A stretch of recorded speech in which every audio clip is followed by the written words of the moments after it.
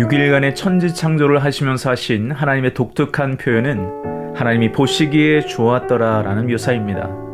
하나님의 감정이 분명하게 드러난 이 선언 속에는 창조 사역 자체가 하나님의 애정이 가득 담긴 그분의 걸작품임을 명시하는 분명한 증거이기도 하죠. 자, 그런데 하나님의 마음을 담아 선언하신 그 좋았더라에 해당하는 히브리 형용사 토브는 단순히 감정적인 차원의 좋다를 말할 때의 의미로서 이야기에는 그 단어에 담긴 뜻이 너무나도 큽니다. 일례로 구약 성경에 사용되는 토브는 많은 경우 아름답다를 표현할 때 사용하는 형용사이기도 하기 때문이죠. 그래서 성경은 하나님께서 좋으셨다라고 표현하지 않고 하나님께서 보시기에 좋으셨다라고 말씀합니다.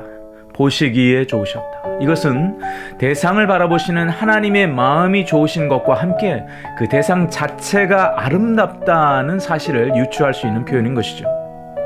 특별히 다른 피조물과 달리 사람을 지으시고 보시기에 심히 좋았더라라는 하나님의 선언 속에는 하나님의 형상으로서 우리를 만드신 하나님의 기쁨과 즐거움이 충만하게 표현되어 있음과 동시에 사람 자체가 가지는 특별한 아름다움이 있었음을 시사하고 있는 것입니다. 그런데 우리가 이 부분과 연결해서 창세기 2장 8절에 선언한 하나님의 또 다른 선언을 주목할 필요가 있습니다.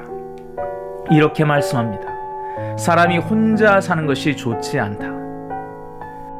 놀랍게도 원문에 보면 앞서 창세기 1장에서 사람을 창조하시고 좋으셨다는 하나님의 말씀과 정반대되는 또 다른 표현은 토부하지 않다, 즉 좋지 않다라는 표현이 등장하고 있다는 사실이죠. 이것은 하나님께서 사람을 창조하시고 보시기에 좋으셨다는 것은 근본적으로 아담 혼자만이 아닌 아담의 반쪽 하와까지 창조하신 일련의 모든 인간 창조 자체에 대해 보시기에 좋았다는 말씀이 되는 것입니다. 이 아담과 하와의 관계를 가리켜 사도 바울은 그의 옥중 서신인 에베소서에서 예수님과 교회의 관계, 주님과 성도의 관계로서 기록합니다. 아가서가 노래 중에 노래인 이유는 그것이 남녀 간의 사랑 그 자체만을 강조하는 데 국한되지 않고 아담과 하와에서 시작된 하나됨의 신비가 역사의 마지막에 다시금 예수 그리스도와 교회의 하나됨, 주님과 성도의 하나됨으로 종결짓는 하나님의 영원한 계획을 속속들이 계시하고 있기 때문이라고 말씀드렸습니다. 이 영원한 하나님의 목적을 위한 인류 역사의 모든 구속사의 과정이 8장으로 이루어진 아가서의 여정에 투영되고 있는 것입니다. 아가서 4장은 전체 여정의 중간 지점으로서 지칠 수 있는 우리의 여정 가운데 경주를 완주하기 위한 목마름을 해소할 수 있게 하는 오아시스와 같은 장과 같습니다. 그도 그럴 것은 아가서 1장에서부터 시작되어 아가서 3장까지 이르기까지 신부는 말 그대로 젖을 먹는 어린 신부의 영적 상태와 같았습니다. 하지만 아가서 4장은 지금까지 주님을 사랑함에도 안전지대에 머물고 있던 신부가 신랑의 특별한 사랑 고백을 통하여 용기와 힘을 얻고 다시금 신랑이 계신 고난의 모략산과 유향의 작은 산을 향하여 일어나 걸어가는 새로운 성장과 성숙의 시즌을 말씀하고 있기 때문입니다. 어찌 보면 어린 신부에서 성숙한 신부로 나아가기 위한 영적 도약의 새 시즌이 아가서 4장인 것입니다. 칭찬은 고래도 춤추게 한다는 말이 있듯 신부를 향한 구체적인 사랑 고백은 신부의 성숙을 이끌어냅니다. 오늘을 사는 우리 성도들에게 적용해 볼 때 여전히 미숙한 우리들의 모습 속에서 과연 영적인 칠보단장을 위해 무엇을 해야 하는지를 도전하는 귀한 말씀 역시 아가서 4장이라는 점입니다. 아가서 4장 1절은 이렇게 시작합니다. 내 사랑 너는 어여쁘고도 어여쁘다. 너울 속에 있는 내 눈이 비둘기 같고 내 머리털은 길르앗산 기슭에 누운 염소떼 같구나. 아멘. 가장 먼저 주목할 단어는 아가서 1장부터 3장에서 본 적이 없었던 너울이란 단어의 등장인데요. 고대 근동에서는 신부들이 결혼할 때 얼굴을 가리기 위해 사용했다라고 합니다. 즉 너울이라는 것의 궁극적인 목적은 오직 신랑에게만 자기의 얼굴을 보여주기 원하는 마음의 표현이었던 것이죠. 술람미 여인을 향한 솔로몬 왕의 호칭이 신부라고 처음 고백되어지는 것이 다름 아닌 아가서 4장인 이유가 여기 있습니다. 이스라엘의 결혼법상 술람미 여인은 솔로몬 왕의 정혼한 여인임을 공고히 하시고 있기 때문인 것이죠. 흥미로운 사실은 지금까지도 사랑 고백을 했던 솔로몬 왕이지만 너울 뒤에 비친 신부의 용모 하나하나를 또다시 구체적으로 칭찬하여 사랑 고백을 하고 있다는 점입니다. 자, 그렇다면 이전의 사랑과 지금의 사랑은 다른 것일까요? 아니요, 그렇지 않습니다. 주님의 신부를 향한 사랑은 변함이 없는 사랑입니다. 하지만 우리는 하나님의 넘치는 사랑을 받기에는 너무나 작은 그릇으로서 점차 그 사랑을 깨닫고 이해하고 반응하기에는 성장과 과정이 필요합니다. 자, 그런 의미에서 4장에서의 또 다른 신랑의 구체적인 사랑 고백은 신부에게 그리고 오늘을 사는 성도에게 더욱 성숙한 사랑을 경험하도록 이끄는 묘약이 됩니다. 그렇다면 과연 그 사랑 고백은 오늘을 살아가는 그리스도의 신부된 우리에게 무엇을 강조하며 어떻게 단장하라고 말씀하고 있는 걸까요? 첫째, 솔로몬 왕은 신부의 눈의 아름다움에 시선을 둡니다. 여러 번 강조했지만 비둘기의 눈은 일편단심을 뜻합니다. 변치 않는 사랑을 말하죠. 오직 한 사물에만 초점을 두는 비둘기의 눈은 그러므로 나의 시선이 중요함을 강조합니다. 영원한 아름다움의 꽃이란 오직 주님만을 앙망하는 시선이라 성경은 말씀하는 것입니다. 마태복음 6장 22절에 보면 눈은 몸의 등불이라고 말씀하죠. 눈이 성하면 온몸이 밝게 된다는 것입니다. 너울 사이로 보이고 있는 술람미 여인의 아름다움 중 첫 번째로 그 눈을 언급한 가장 중요한 이유는 신부의 성장과 성숙의 여정 가운데 주님이 바라보시는 가장 중요한 아름다움은 일편단심에 있기 때문인 것입니다. 무릇 지킬 만한 것보다 우리의 마음을 지켜내시기를 주님의 이름으로 권면합니다. 생명의 근원이 거기에서 나기 때문입니다. 오늘 여러분의 기도 가운데 주님, 저에게 주를 향한 목마름을 주옵소서, 갈급한 심령에 목마른 사슴의 심령으로 주를 보게 하옵소서 라는 기도가 올려지시길 주님의 이름으로 축복합니다. 두 번째, 신랑의 시선을 사로잡는 신부의 아름다움은 무엇입니까? 머리털입니다. 내 머리털은 길르앗산 산기슭에 누운 염소떼와 같다라는 것은 무슨 뜻일까요? 길르앗산은 요단 동편 목초지로 유명합니다. 신부의 머리털이 그곳에 누운 염소떼의 검은 털처럼 검고 숱이 많으며 탐스럽고 곱다는 뜻입니다. 하지만 여기에는 물리적인 아름다움 그 이상의 의미를 바라보아야 합니다. 흥미로운 사실은 머리털과 관련된 길르앗이란 장소가 힘이란 뜻을 가지며 염소떼 역시 당당함을 상징하는 그림 언어라는 것이죠. 술람미 여인이 이제는 힘을 가지고 당당함을 갖춘 참된 신부의 모습을 갖추고 있음을 시사합니다. 특별히 검고 긴 머리털은 나시린의 언약 중의 하나로서 그의 삶 전체를 하나님께 드린 약속에 대한 헌신의 의미를 가지고 있습니다. 우리가 특별히 이 마지막 때의 신부 단장으로서 이러한 힘과 당당함과 헌신을 갖추어야 하는 이유는 무엇일까요? 나시린이었지만 머리털로 인해 아픔을 겪었던 사사 삼손의 이야기는 좋은 예가 됩니다. 그가 추구한 여인 들릴라는 거짓된 사랑의 상징적 인물입니다. 왜냐하면 그녀는 삼손을 사랑한 것이 아니라 삼손을 팔아넘긴 상금을 사랑하는 거짓 사랑의 인물이었기 때문이죠. 우상은 거짓 사랑의 대표적인 매개체와 같습니다. 헌신을 뜻하는 머리털을 삭도로 베었다는 것은 하나님을 떠날 수 있음을 경고하는 우리들의 타락한 속성을 웅변적으로 말하고 있습니다.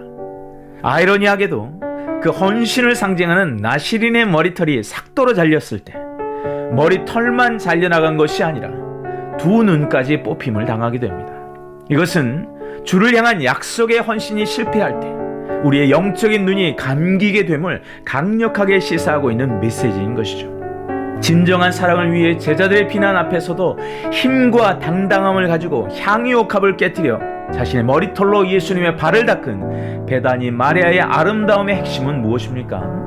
다름 아닌 헌신의 아름다움입니다. 이러한 영적인 힘과 당당함의 윤기로 주님의 시선이 여러분의 머리털에 있으시길 주님의 이름으로 축원합니다. 세 번째, 신랑이 바라보는 신부의 아름다움에 대한 시선은 하얀 이에 있습니다.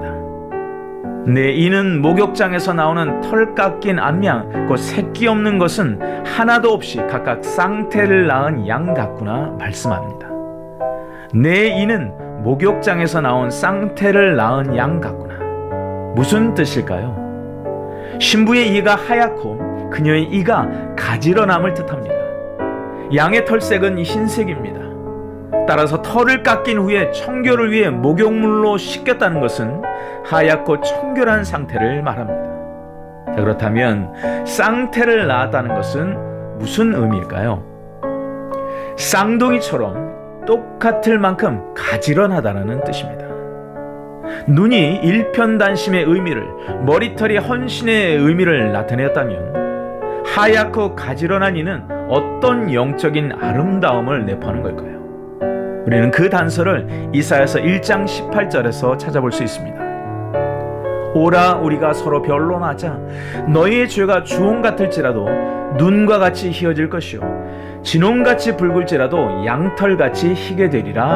아멘. 성경에서 말씀하는 희다의 의미의 정수는 십자가 보혈을 통해 우리의 죄를 씻기시고 눈처럼 희게 만드신 그리스도의 복음을 뜻하는 것입니다. 거무나 아름다울 수 있는 이유 역시 바로 이 십자가 복음을 통해 우리의 죄가 씻겨졌기 때문인 것이죠. 한 걸음 더 나아가 이 치아에 대한 두 번째 묘사는 무엇입니까? 쌍둥이 양을 낳은 치아와 같다는 것은 외형적인 가지런함의 균형적 의미에 더하여 깨끗해진 나의 이를 통해 잘 씹혀진 복음의 온전한 소화는 또 다른 생명을 잉태하는 출산의 통로가 됨을 나타냅니다. 성경은 말씀합니다. 어린아이 단계의 젖을 먹는 단계에서 성장할 때 먹는 단단한 음식은 장성한 자의 것이라고 말합니다. 자, 그렇다면 신랑이 신부의 하얀 이, 가지런한 쌍태와 같은 이의 아름다움 이면에 보는 시선은 날마다 복음으로 양치하며 한 걸음 더 나아가 건강한 치아를 통하여 소화한 그 말씀의 자양분으로 다른 영혼을 출산하는 바로 그 모습이 신부의 또 다른 참된 아름다움임을 함의하고 있는 것입니다.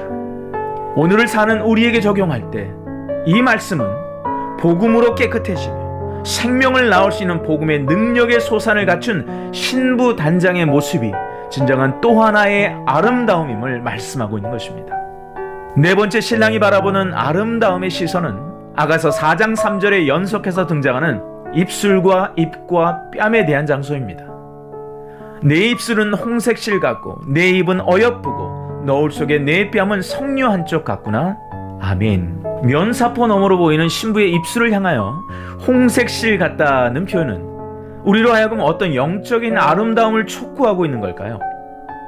성경에 등장하는 홍색실에 담긴 뜻을 생각할 때 크게 대표성을 가진 세 가지 사건을 떠올리게 됩니다.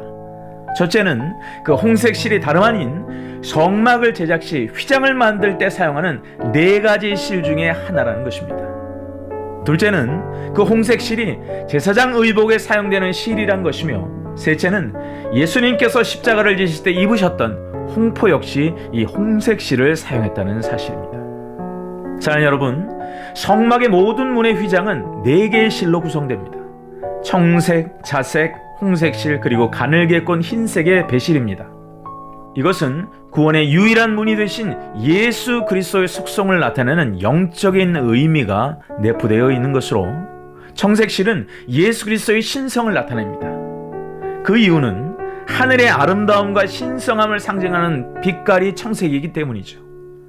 둘째, 자색실은 만왕의 왕이신 예수 그리스도의 공의로움과 권세를 상징하는 색깔입니다. 그 이유는 그 자색 자체가 땅의 아름다움과 부요함을 상징하는 빛깔이기 때문입니다. 세 번째, 중요한 홍색실은 언제나 예수님의 구속의 희생과 사랑을 상징합니다. 왜냐하면 구속을 상징하는 피 흘림의 빛깔 자체가 다른 어떤 색이 아닌 홍색으로서만 표현할 수 있기 때문인 것이죠. 기생 라합이 여리고에 숨어든 히브리 정탐꾼을 보호했을 때 창문에 홍색 실을 달아놓은 역사적 사건 역시도 구속이란 메시지를 담은 홍색실의 뜻의 대표적인 예가 됩니다. 자, 마지막 네 번째, 가늘게 꼰 흰 배실은 죄 없으신 우리 예수님의 순결한 성품과 인성을 상징하는 빛깔입니다.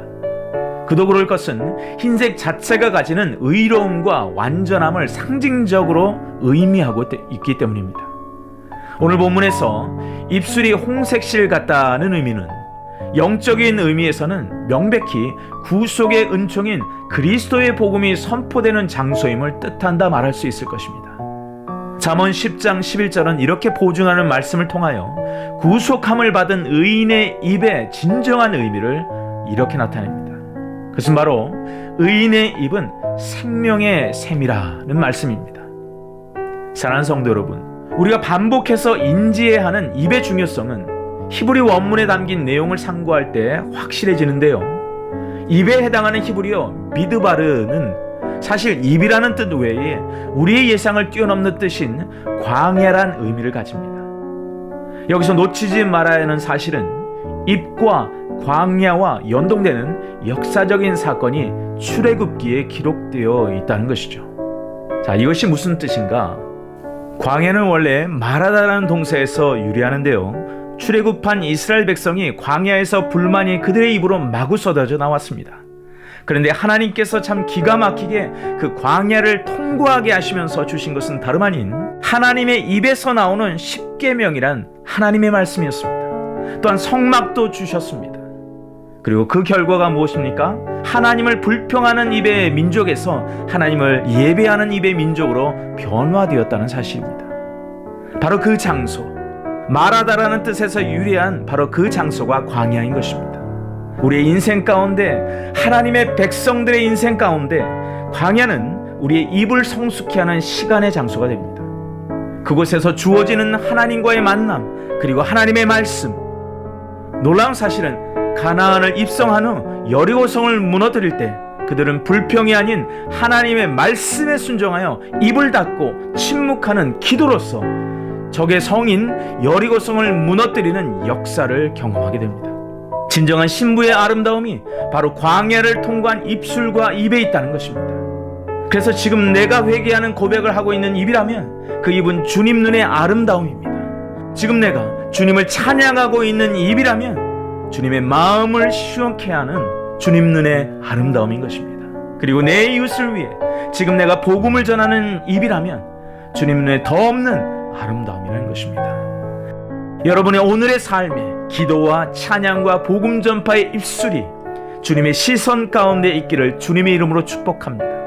여섯 번째, 주님의 시선이 머무는 너울 속의 석류 한쪽과 같은 뺨의 아름다움은 어떤 아름다움일까요?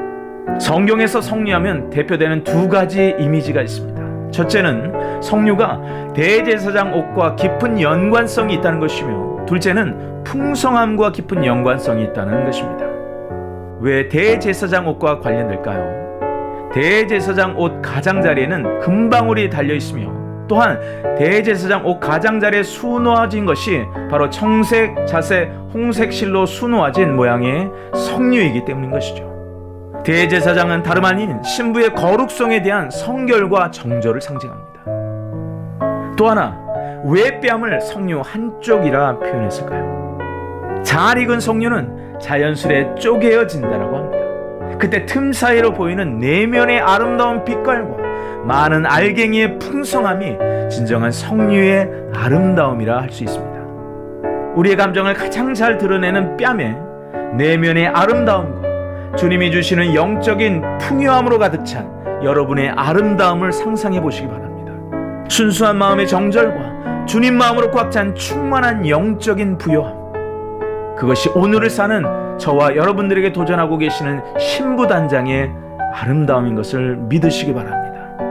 일곱 번째, 신랑의 시선이 있는 곳은 다름 아닌 신부의 아름다움이 있는 목입니다. 내 목은 무리를 두려고 건축한 다윗의 망대, 곧 방패 1000개 용사의 모든 방패가 달린 망대 같고, 아멘. 고대 근동의 미인의 중요한 조건 중에 하나는 목이 긴 것이었습니다. 망대와 같은 긴 목을 의미하죠. 아이러니한 부분은 이곳에 군사 용어가 등장한다는 사실인데요. 용사의 방패 1000개가 달려있는 망대로서 신부의 목을 묘사하고 있다는 것입니다.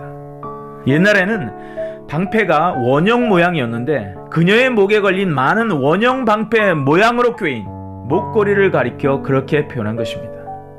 성경에서 목은 의지를 뜻하죠.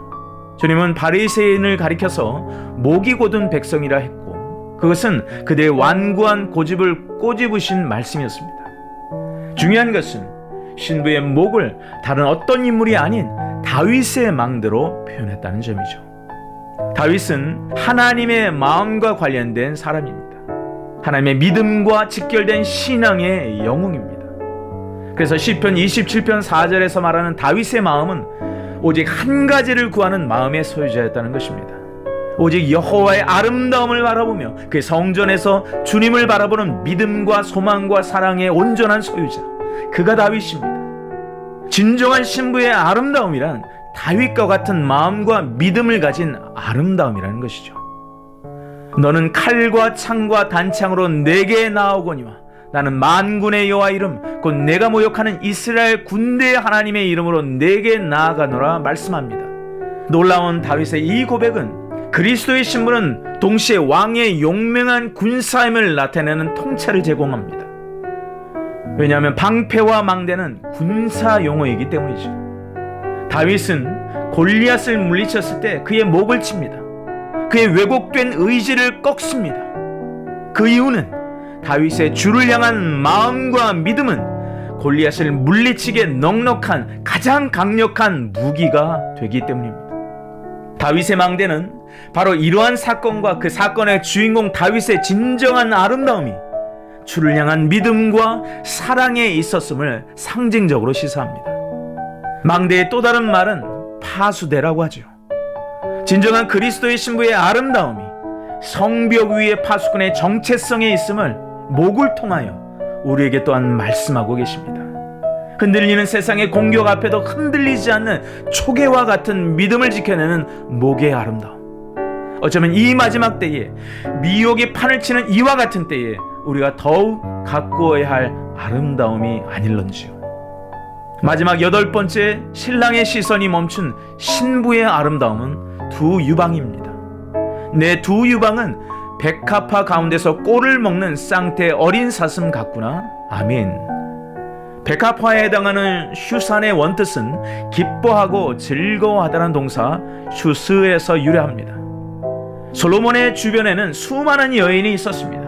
하지만 진정한 기쁨을 주는 여인은 슐람이 여인뿐이었음을 고백하는 현장입니다. 자, 그렇다면 두 유방이 의미하는 영적인 메시지는 무엇일까요? 먼저 우리는 그 장소가 자녀들을 잉태하고 출산할 때 사랑의 젖을 먹이는 성장의 산실의 장소라는 것을 기억할 필요가 있습니다. 참된 신부의 영적 아름다움이 여기에 있습니다. 영적 모유를 줄 수 있도록 젖이 마르지 않는 생명의 솟아를 흘려보낼 수 있는 아름다움. 그것은 신령과 진정의 두 산실일 수 있으며 그것은 말씀과 기도의 두 산실일 수도 있습니다. 바로 이 8가지의 신부의 아름다움은 지금도 여전히 주님의 감격 어린 시선이 머무는 아름다움입니다. 저와 여러분이 단장한 이 8개의 단장이 새롭게 있으시기를 주님의 이름으로 축복합니다. 이러한 열렬한 신랑의 사랑 고백은 신부의 신앙 성숙의 원동력이 됩니다. 신부가 일어서며 이렇게 고백하기 시작합니다. 그리고 주님이 계신 그곳에 따라가겠다는 고백으로 성장의 여정은 계속됩니다. 날이 저물고 그림자가 사라지기 전에 내가 모략산과 유양의 작은 산으로 가리라. 아멘. 모략산과 유양의 작은 산은 고난의 길을 상징합니다. 하지만 동시에 영광의 길을 뜻합니다. 그곳에 신랑이 계시기 때문이죠. 안전지대의 신앙생활에서 성숙의 신앙생활로 옮겨지는 구원의 서정에는 반드시 이 과정을 통과해야만 합니다. 힘과 당당함을 가진 군화를 신은 신부요, 신부의 옷을 입은 군사로서 성장하고 도약하는 시즌이 바로 이 시즌인 것입니다. 중요한 사실은 바로 이 성장을 가능케 한 원동력은 여전히 변함없이 우리를 바라보아 주시는 주님의 시선이라는 것이죠. 변찮는 주님의 사랑이라는 것입니다. 오늘이 바로 다시금 나의 눈과 머리털과 이와 입술과 입과 뺨과 목과 가슴 속에 담긴 주님의 기대와 소망을 점검하고 성수계로의 발걸음으로 나아가는 신부의 여정을 당당히 걸어가시는 저와 여러분이 되시기를 간절히 주님의 이름으로 축복합니다. 우리 한마음으로 기도하겠습니다. 좋으신 하나님 아버지, 오늘도 하나님의 은혜와 사랑에 숨을 쉽니다. 거물 수밖에 없는 우리의 얼굴에 영광의 빛으로 다가오신 주님, 이제 우리의 눈, 우리의 머리털, 우리의 이, 우리의 입술과 입, 그리고 우리의 뺨, 우리의 목, 우리의 두 가슴 속에 두신 주님의 뜻을 따라가길 원합니다. 비록 모략산과 유양의 작은 산에 어려움이 다가와도 주 계신 그곳으로 당당함으로 걸어갈 수 있는 사랑의 충만을 부어 주시옵소서. 그 사랑 이웃에게 흘려보내는 하나님의 영광이 되게 하여 주옵소서. 예수님의 이름으로 간절히 기도 올리옵나이다. 아멘.